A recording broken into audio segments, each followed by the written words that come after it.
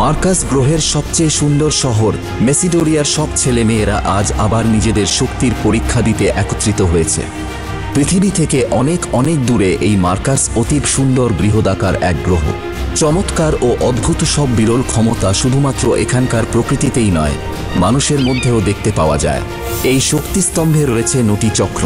একটি চক্রের অর্থ যেমন সেই মানুষ একেবারে শক্তিহীন, তেমনি 9টি শক্তিচক্রের অর্থ সে এই গ্রহের পরম শক্তিমান। আজ এই শক্তির পরীক্ষায় অংশ নিতে বিক্রমও এসেছে।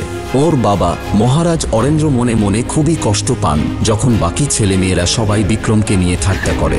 কিন্তু মহারাজ অরেন্দ্র আসার সঙ্গে সঙ্গেই সবাই চুপ হয়ে যায়, কারণ উনি হলেন সূর্য দলের নেতা।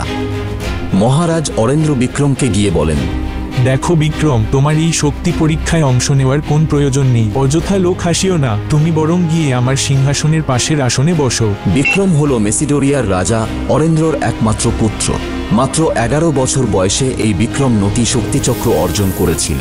কিন্তু তারপর এক ভয়াবহ দুর্ঘটনায় বিক্রমের মায়ের মৃত্যু হয়। বিক্রম ও ওর বাবা কোনোভাবে প্রাণে বেঁচে গেলেও বিক্রম ওর সব শক্তি হারিয়ে ফেলে। এরপর বিক্রম কখনোই 3টির বেশি শক্তিচক্র অর্জন করতে পারেনি। বয়স বাড়ার সঙ্গে সঙ্গে বিক্রমের শক্তিচক্র অর্জনের সম্ভাবনাও ক্রমশ ক্ষীণ হতে থাকে। বিক্রম ওর বাবার মুখের দিকে তাকায়।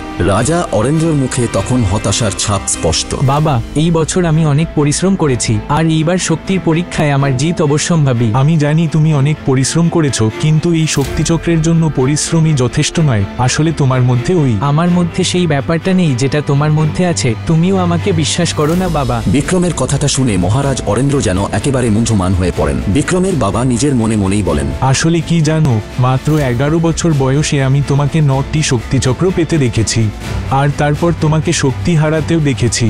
তোমাকে যদি আমি বোঝাতে পারতাম যে পরিশ্রম নয়, তোমার এখন দরকার ম্যাজিক। ঠিক তখনই বিক্রম আবার ওর বাবাকে বলে, বাবা, আমার দৃঢ় বিশ্বাস এতটা পরিশ্রম করে আমার শক্তি কিছুটা হলেই নিশ্চয়ই বেড়েছে। ঠিক তখনই বিক্রম ও ওর বাবা লক্ষ্য করেন রিয়া ওখানে শক্তির পরীক্ষা দেখতে এসেছে। এই রিয়া হলো জনক দলের নেতার মেয়ে এবং বিক্রমের হবু স্ত্রী। রিয়া ও বিক্রম ছোটবেলার বন্ধু, আর ওদের এই বিয়ের অর্থ হলো মেসিডোরিয়ার 2 সবচেয়ে শক্তিশালী পরিবারের এক মেলবন্ধন। কিন্তু দিনে দিনে বিক্রমের শক্তিকে এইভাবে কমতে দেখে রিয়া আর ওর সঙ্গে কোনো রকম সম্পর্কই রাখতে চায় না। রিয়ার অপমানজনক কথাগুলো বিক্রম এবং ওর বাবা আজও ভুলতে পারেনি। বিক্রম, তোমার শরীরে তো 10 বছরের একটা বাচ্চার সঙ্গে লড়াই করার মতো শক্তিও নেই। তোমার মতো দুর্বল একটা ছেলে আমাকে রক্ষা করবে কিভাবে? আজ এই মুহূর্তে তোমার সঙ্গে সব সম্পর্ক আমি শেষ করতে চাই। এই কথাটা শুনেই বিক্রমের বাবা বলেন, রিয়া, ভুলো না, তোমাদের এই সম্পর্ক কিন্তু ছোটবেলা থেকেই স্থির হয়ে রয়েছে।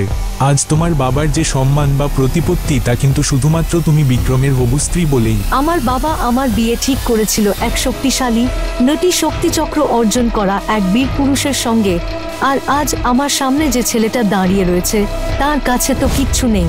রিয়া, শক্তির কথাই যদি বলো, তবে মাথায় রেখো, বিক্রম যদি শক্তি অর্জন করে সেই শক্তি হারাতে পারে, তবে সেই ঘটনা কিন্তু অন্য যে কারোর সঙ্গেও ঘটতেই পারে। না মহারাজ অরেন্দ্র, বিক্রমের সঙ্গে যেটা হয়েছে সেটা আমার সঙ্গে হওয়া অসম্ভব, কারণ আমার বাবা কোন দিক থেকেই আপনার মতো নয়। রিয়ার এই একটা কথা শুনে বিক্রম এবং ওখানে উপস্থিত বাকি সবাই একেবারে হতবাক হয়ে যায়। ছোটবেলা থেকে আজ অবধি বিক্রমের জীবনে ঠিক কি ঘটেছে, ওর শক্তিই বা চলে গিয়েছিল কেন, এই রহস্য কারোরই জানা নেই। তবে রিয়ার এই একটা কথা মহারাজ অরেন্দ্রর মনে যেন তীরের মতো এসে বেঁধে। এমনকি যেদিন বিক্রমের মায়ের মৃত্যু হয় এবং ওর সব শক্তি চলে যায়, সেই দিনের ব্যাপারে বিক্রম নিজেও কখনো ওর বাবার সঙ্গে কথা বলে না। রিয়ার মুখে এই কথা শুনে বিক্রম ওকে ওখান থেকে চলে যেতে বলে। যাওয়ার সময় রিয়ার কাছে ও 3 বছর সময় চেয়ে নেয়। বিক্রম রিয়াকে কথা দেয় এই 3 বছরের মধ্যে একলব্য উপাধি অর্জন করে দেখাবে। যদি না করতে পারে তাহলে 3 বছর পর রিয়া অন্য যে কাউকে বিয়ে করে নিতে পারে। জনসমুদ্রের মধ্যেও রিয়ার দিকে চোখ যেতেই রাজা অরেন্দ্র যেন আবারও রাগে জ্বলে ওঠেন। নিজের বাবাকে এভাবে রেগে যেতে দেখে বিক্রম বলে, বাবা,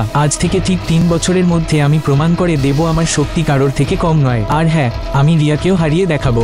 বিক্রম, আজ থেকে আমি শুধু সেই দিনটার অপেক্ষা করব যেদিন রিয়ার পরিবার দ্বিতীয়বার এই বিয়ের প্রস্তাব নিয়ে আমার কাছে আসবে। কিন্তু এই মুহূর্তে এই শক্তি পরীক্ষার জন্য তুমি প্রস্তুত নও। বাবা, জেতা হারার কথা আমি জানি না বাবা, এটুকু জানি যে এখন যদি ময়দান ছেড়ে পালিয়ে যাই তাহলে আমি কোনোদিনই যোদ্ধা হতে পারবো পারবো না। আমার ভিতরে যে যোদ্ধা রয়েছে সে আজ আমাকে কিছু বলছে, আজও যদি ওর কথা না শুনি তাহলে আমি হয়তো আর বাঁচবো না। এই কথা শুনে বিক্রমের বাবা চুপ হয়ে যান। নিজের সম্মান ওর কাছে গুরুত্বপূর্ণ ঠিকই, তবে নিজের ছেলের প্রাণের কাছে তা কিছুই নয়। বিক্রম শক্তি পরীক্ষার জন্য প্রস্তুত হতে থাকে। কি এমন ঘটেছিল বিক্রমের জীবনে যার উল্লেখ ওর বাবা কখনো করতে চান না? বিক্রম কি একলব্য উপাধি পুনরুদ্ধার করতে পারবে? বিক্রম কি ওর বাবার হারানো সম্মান ফিরিয়ে দিতে পারবে? জানতে হলে এখনই ডাউনলোড করুন বীর যোদ্ধা বিক্রম, শুধুমাত্র পকেট FM-এ।